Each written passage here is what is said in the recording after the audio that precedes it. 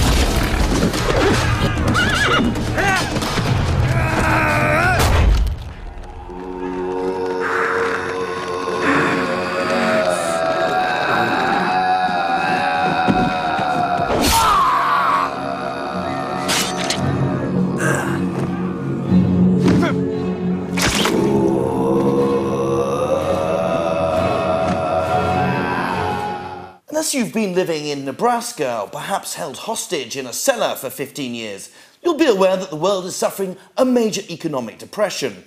Real estate prices are nosediving while the stock markets are crashing like clubbers on a come-down. Your money too is worth considerably less than what it used to be. So I'd be amazed if you're watching this rather than working out ingenious ways to kill yourself. But don't you worry, I have the perfect solution for you. It's cheap, incredibly good fun, helps the environment, and best of all, it's a money maker. The answer, dear friends, is to stay at home and engage in self-love.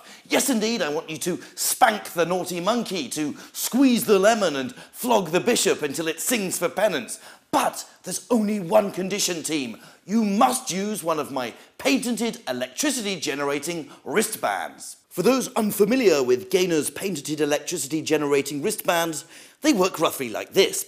I will provide you with a range of wristbands in 4 fetching colours. Simply put it on and then connect the wristband to the mains electricity supply. Any movement of the wristband will create energy, which is then converted into electricity by means of an ingenious converter. This electricity then feeds back into the main supply, which will not only power the electric grid, but also earn you cash while you bash. By my reckoning, if 10,000 of you take me up on my idea, we could power the whole of Italy for a month. Hey, grazie amico! Now, I completely understand if you want alternative home entertainment, and if that's the case, I suggest you beg, borrow or steal a copy of Mongol. If you liked Dances with Wolves, I think you're going to simply love this film.